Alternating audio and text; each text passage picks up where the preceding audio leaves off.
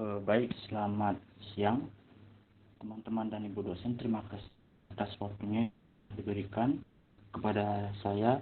Baik, di sini saya atas nama Gedi Sata Anggara Wiguna dengan NIM 2017051105 kelas 3D nomor absen 10. Di sini saya akan membawakan materi bab 5 akuntansi keuangan lanjutan, yaitu tentang laba atas transaksi antar perusahaan persediaan. Selanjutnya,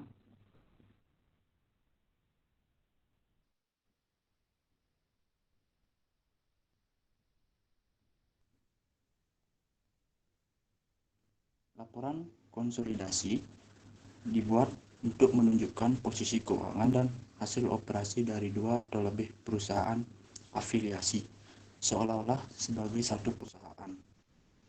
Karena itu, pengaruh transaksi di antara perusahaan afiliasi tersebut, yang disebut sebagai transaksi antar perusahaan, harus dieliminasi dari laporan keuangan konsolidasi. Transaksi antar perusahaan dapat menghasilkan saldo akun resiprokal pada pembukuan perusahaan afiliasi tersebut. Transaksi penjualan antar perusahaan akan menghasilkan saldo misal tagih dan misal bayar, saldo laba bunga dan beban bunga, yang termasuk transaksi pinjaman, dan keuntungan dan kerugian yang harus dieliminasi sampai direalisasi melalui penjualan kepada pihak luar. Yang selanjutnya, next.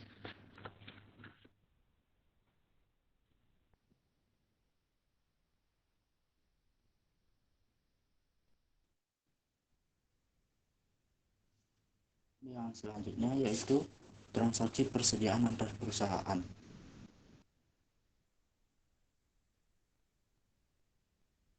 Perusahaan mengakui pendapatan, mencatatnya sebagai pendapatan ketika pendapatan tersebut direalisasi, yaitu ketika diperoleh dari sudut pandang entitas konsolidasi. Pendapatan yang diperoleh harus berasal dari penjualan kepada entitas luar. Pendapatan atas penjualan antara perusahaan-perusahaan afiliasi tidak dapat diakui sampai barang dagang dijual keluar dari entitas konsolidasi. Tidak ada laba konsolidasi yang dihasilkan dari transfer antara perusahaan afiliasi. Penjualan item persediaan oleh satu perusahaan kepada perusahaan afiliasi akan menghasilkan akun penjualan dan pembelian resiprokal jika entitas pembeli mempunyai sistem persediaan periodik, dan akun penjualan dan harga pokok resiprokal entitas pembeli persediaan luar.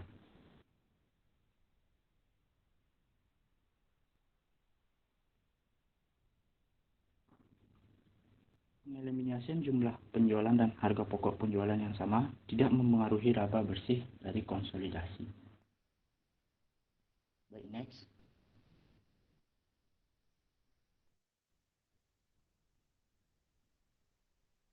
Baik, materi yang selanjutnya yaitu eliminasi pembelian dan penjualan antar perusahaan. Penjualan dan pembelian antar perusahaan akan dieliminasi dengan konsolidasi untuk melaporkan penjualan dan pembelian atau harga pokok penjualan konsolidasi pada jumlah pembelian dari dan penjualan kepada entitas luar.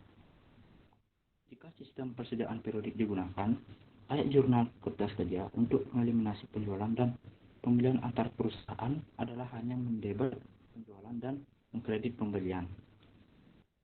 Eliminasi kertas kerja menurut sistem persediaan perpetual yang digunakan adalah mendebet penjualan dan mengkredit harga pokok penjualan. Alasannya adalah bahwa sistem persediaan perpetual memasukkan pembelian antar perusahaan dalam akun harga pokok penjualan yang terpisah pada pembukuan perusahaan afiliasi pembeli. Next.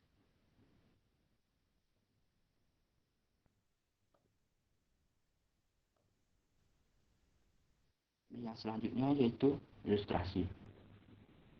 Pin Corporation membentuk sebuah perusahaan anak, SIP Corporation, pada tahun 2006 untuk menjual lini barang dagangan khusus milik pain secara eceran. Semua pembelian SIP berasal dari pain dengan harga 20% di atas harga perolehan pain. Selama tahun 2006, pain menjual barang dagang senilai 20.000 kepada SIP dengan harga 24.000 dan SIP menjual semua barang dagang itu pada para pelanggannya dengan harga 30.000. Buatlah ya jurnal yang berhubungan dengan barang-barang pada pembukuan. Next. Nah, dari ilustrasi kasus tersebut kita dapat menyimpulkan yaitu dengan membuat yang pertama itu pembukuan pain. Pada pembukuan pain terdapat persediaan berada di debit sebesar 20.000 dan utang usaha di kredit sebesar 10.000. Jurnal tersebut digunakan untuk mencatat pembelian kredit dari entitas lain. Selanjutnya itu piutang usaha SIP. Dalam SIP yaitu di debit sebesar 24.000, penjualan sebesar 24.000 di kredit. Jurnal tersebut digunakan untuk mencatat penjualan antar perusahaan pada SIP. Jurnalnya itu APP tadi.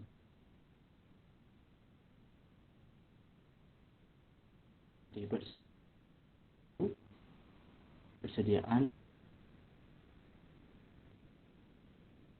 digunakan untuk HPP kepada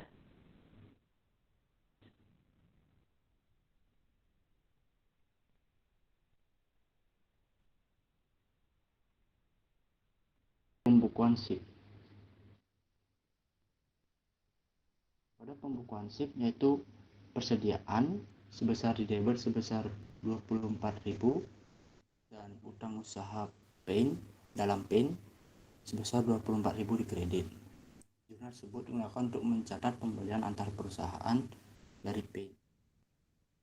Selanjutnya yaitu jurnal piutang usaha di debit sebesar 30.000 dan penjualan sebesar 30.000 di kredit. Jurnal tersebut digunakan untuk mencatat penjualan kepada pelanggan luar entitas. Jurnal selanjutnya itu harga pokok penjualan sebesar 24.000 di debit dan persediaan sebesar 24.000 di kredit. Jurnal tersebut digunakan untuk mencatat HPP kepada pelanggan. Baik, next.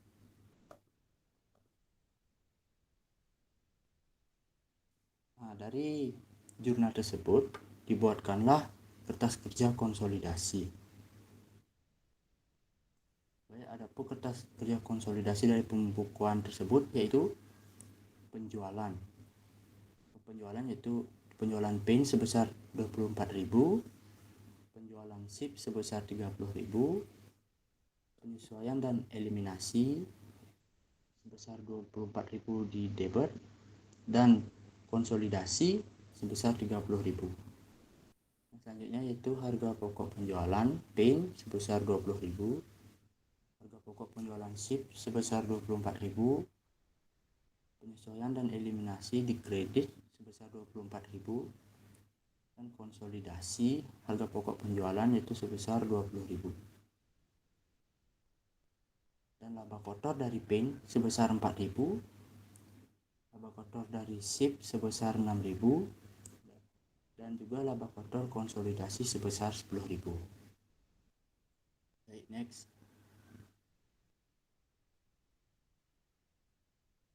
Baik, materi yang selanjutnya yaitu eliminasi laba yang belum direalisasi dalam persediaan akhir. Entitas konsolidasi merealisasi dan mengakui jumlah penuh laba atas penjualan antar perusahaan afiliasi dalam periode ketiga barang dagang telah dijual kembali kepada entitas luar. Sebelum penjualan kembali terjadi, setiap laba atau rugi atas penjualan perusahaan belum direalisasi dan pengaruhnya harus dieliminasi dalam proses konsolidasi. Persediaan akhir perusahaan afiliasi pembeli mencerminkan setiap laba atau rugi atas penjualan antar perusahaan yang belum direalisasi, karena persediaan tersebut menggambarkan harga transfer antar perusahaan, bukan biaya bagi entitas konsolidasi. Eliminasi itu dilakukan dengan mendebet harga pokok penjualan dan mengkredit persediaan akhir sebesar jumlah laba yang belum direalisasi. Baik, next. Berikut adalah contoh ilustrasi.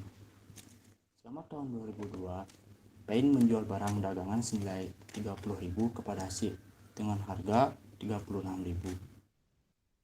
PTS menjual kembali semuanya kecuali 6.000 dengan harga 37.500 dari HPP 30.000 karena yang 6.000 belum terjual. Next. Nah, dari ilustrasi tersebut kita akan membuat pembukuan, yaitu pertama pembukuan Pain.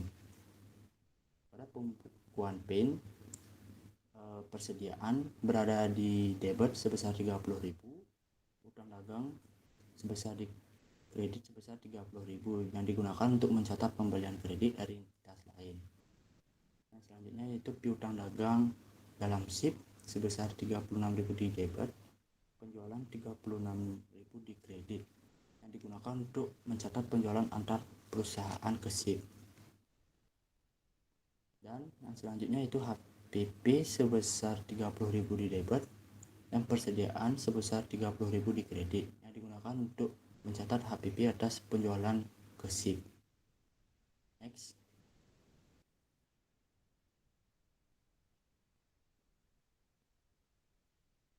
Yang selanjutnya yaitu pembukuan SIP. Pada pembukuan SIP yaitu persediaan berada di debit sebesar 36.000, utang dagang 36.000 berada di kredit yang digunakan untuk mencatat pembelian kredit dari Pain. Kedua yaitu mencatat penjualan ke pelanggan di luar entitas yang dikonsolidasikan, yaitu piutang dagang dalam SIP sebesar 37.500 di debit dan penjualan 37.500 di kredit. Mencatat HPP atas penjualan ke pelanggan, yaitu HPP sebesar 30.000 di debit dan persediaan sebesar 30.000 di kredit.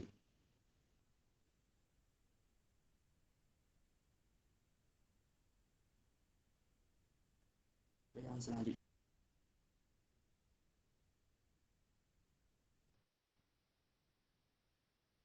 atas kerja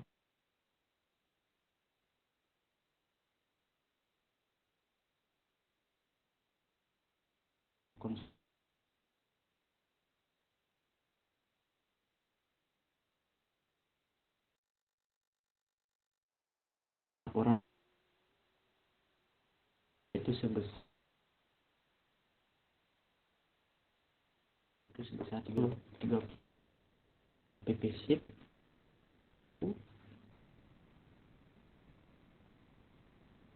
sebesar 1.000 di debit dan 36.000 di kredit, dan HPP konsolidasi itu sebesar 25.000.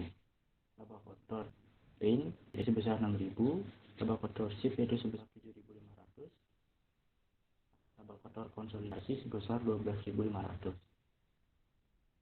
Persediaan SIP yaitu sebesar 6.000, penjualan dan eliminasi berada di kredit sebesar 1.000 dan persediaan konsolidasi sebesar 5.000. Baik, next. Baik, materi yang selanjutnya yaitu pengakuan laba yang belum direalisasi dalam persediaan awal. Laba yang belum direalisasi dalam persediaan akhir akan direalisasi untuk tujuan laporan konsolidasi ketika barang-barang dijual kepada pihak di luar entitas konsolidasi. Biasanya realisasi ini terjadi segera pada periode fiskal berikutnya, sehingga perusahaan hanya menangguhkan pengakuan untuk tujuan laporan konsolidasi sampai tahun berikutnya. Pengakuan laba yang belum direalisasi sebelumnya akan memberikan pengkreditan kertas kerja pada harga pokok penjualan karena jumlah persediaan awal tercermin dalam harga pokok penjualan.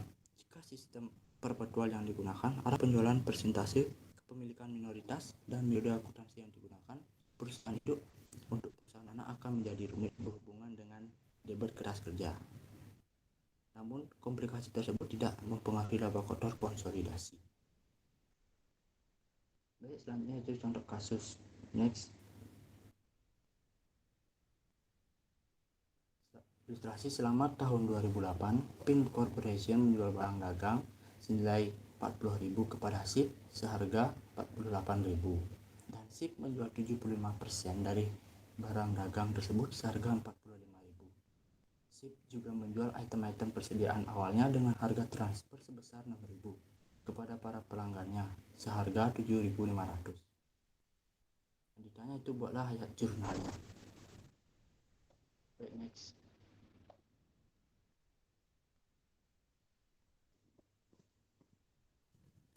Di ayat jurnal yang berhubungan dengan barang dagang yang ditransfer perusahaan tersebut adalah sebagai berikut. Yang pertama itu pembukuan PIN. Persediaan di debit sebesar 40.000, utang usaha di kredit sebesar 40.000 yang digunakan untuk mencatat pembelian kredit dari entitas lain. Yang selanjutnya itu piutang usaha dalam SIP itu sebesar 48.000 di debit dan penjualan sebesar 48.000 di kredit. Digunakan untuk mencatat penjualan antar perusahaan kepada SIP. Dan harga pokok penjualan di debit sebesar 40.000, persediaan sebesar 40.000 di kredit yang digunakan untuk mencatat HPP kepada SIP. Next. Yang selanjutnya yaitu pembukuan SIP. Persediaan berada di debit sebesar 48.000 dan utang usaha dalam PIN yaitu sebesar 48.000 di kredit yang digunakan untuk mencatat pembelian antar perusahaan dari PIN. Piutang usaha di debit sebesar 52.500 dan penjualan sebesar 52.500 di kredit yang digunakan untuk mencatat penjualan sebesar 45.000 dan 77.500 kepada pihak luar entitas. Yaitu harga pokok penjualan sebesar 42.000 di debit dan persediaan sebesar 42.000 di kredit yang digunakan untuk mencatat HPP harga transfer 48.000 kali 75% yang dijual dan 6.000 dari persediaan awal. Next. Dan selanjutnya itu kertas kerja konsolidasi dapat dilihat sebagai berikut.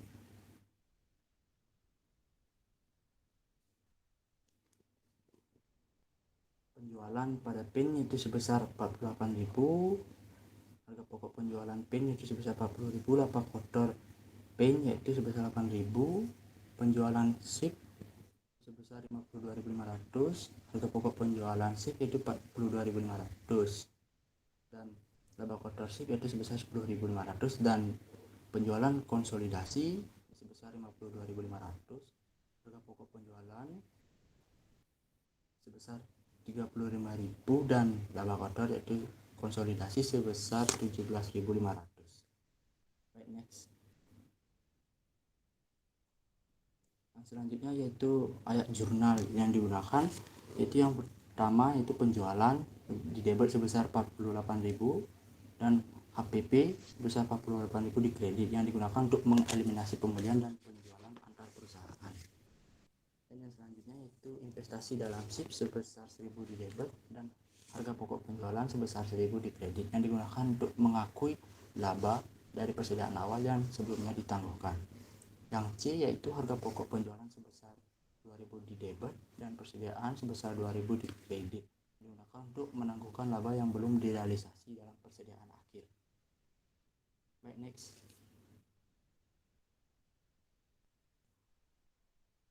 Baik, materi yang selanjutnya yaitu tentang penjualan downstream.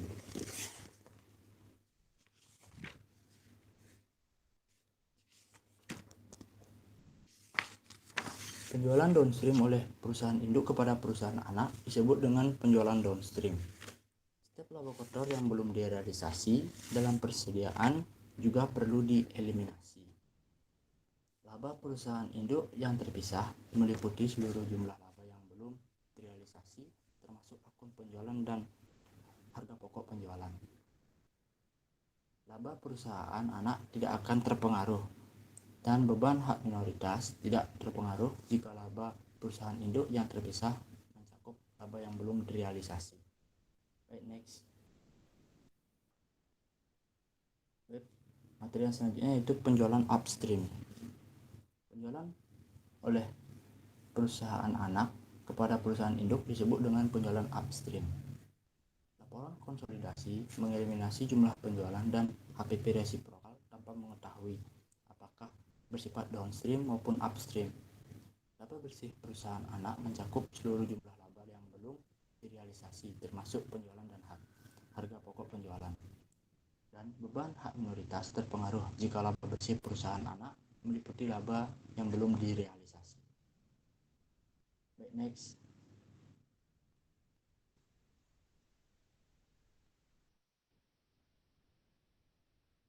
Yang selanjutnya itu pengaruh downstream dan upstream terhadap perhitungan laba. Asumsikan bahwa laba perusahaan induk dan perusahaan anak yang dimiliki 80% yang terpisah untuk tahun 2006 adalah sebagai berikut. Penjualan induk sebesar 600, harga pokok penjualan pada induk sebesar 300, sehingga laba kotornya diperoleh sebesar 300. Dan beban sebesar 100, laba perusahaan induk yang terpisah pada perusahaan induk itu sebesar 200. Dan pada penjualan pada perusahaan anak itu sebesar 300, harga pokok penjualan sebesar 180, sehingga laba kotor dari perusahaan anak yaitu 120 dan beban sebesar 70, sehingga laba bersih perusahaan anak itu sebesar 50.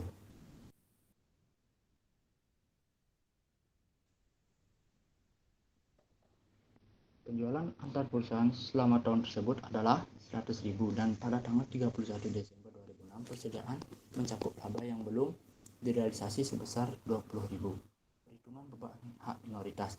Jika penjualan bersifat downstream, perhitungan tidak dipengaruhi oleh transaksi antar perusahaan, yaitu laba bersih perusahaan anak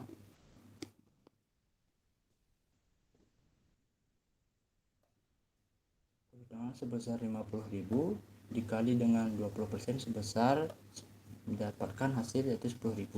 Yang kedua, jika penjualan antar perusahaan bersifat upstream, yaitu laba bersih perusahaan anak sebesar 50.000 yang belum direalisasi sebesar 20.000 dikali 20%, yang mendapatkan hasil yaitu sebesar 6.000. Baik, next.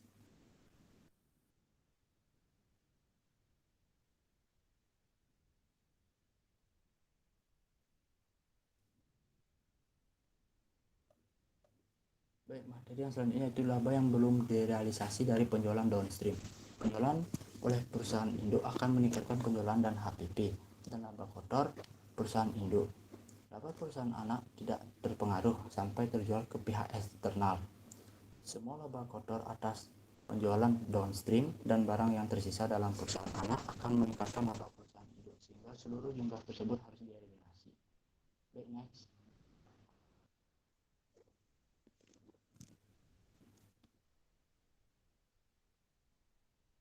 Konsep dari laba yang belum direalisasi dari penjualan upstream yaitu penjualan oleh perusahaan anak kepada perusahaan induknya akan meningkatkan penjualan HPP dan laba perusahaan anak.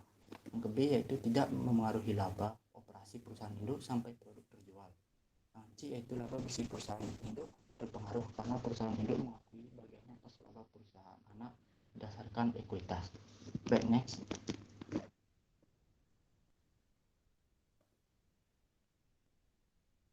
Yang selanjutnya itu ilustrasi kasus. PT ABC memiliki saham sebesar 75% atas PT XYZ. PT ABC melaporkan bahwa labanya sebesar 150 juta, sedangkan PT XYZ melaporkan labanya sebesar 90 juta. Selain itu, terdapat juga laba antar perusahaan yang belum terrealisasi sebesar 30 juta. Berapa besaran laba yang diterima oleh masing-masing perusahaan baik menggunakan arus upstream dan downstream. Okay, next. Adapun penyelesaiannya yaitu penjualan menggunakan arus upstream dan perhitungan laba sebagai berikut. Laba PT ABC yaitu sebesar 50 juta, laba PT ECC sebesar 90 juta. Laba antar perusahaan yang belum terrealisasi sebesar 30 juta. Laba PT XYZ yang terrealisasi sebesar 60 juta. Bagian PT ABC itu 75% dari 60 juta itu sebesar 45 juta. Laba bersih konsolidasi PT ABC sebesar 195 juta. PT ABC merupakan kepemilikan pengendali laba PT XYZ, yaitu yaitu 25% dari 60 juta yaitu sebesar 15 juta. Baik, next.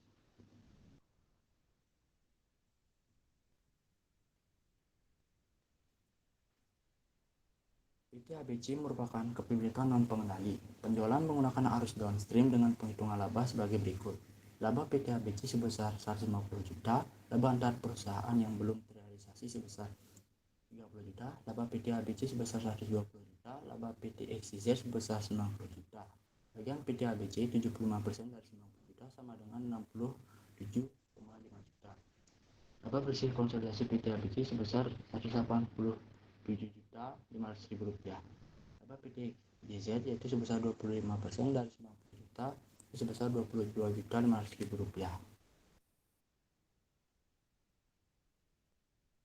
Next. Kasus yang kedua itu PT ABC perusahaan induk memberi tanah senilai 100 juta pada bulan Januari. Kemudian tanah tersebut dijual kepada PT XYZ anak perusahaan senilai 130 juta pada bulan Maret. Bagaimana penulisan ayat jurnal PT ABC, PT XYZ dan ayat jurnal eliminasi pada laporan keuangan? Baik, next.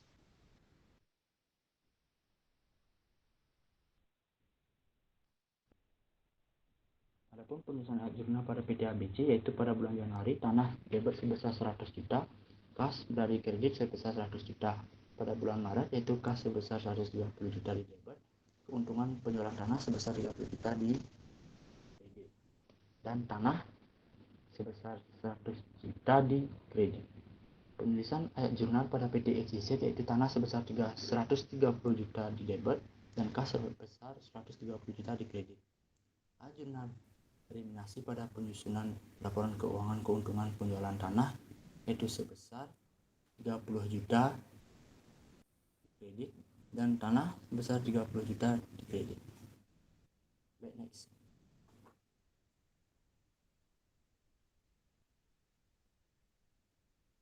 Baik, demikian pemaparan materi dari saya. Mohon maaf apabila ada kesalahan dalam penyampaian materi, baik itu dalam disengaja maupun tidak disengaja, mohon dimaafkan. Atas perhatiannya saya ucapkan terima kasih.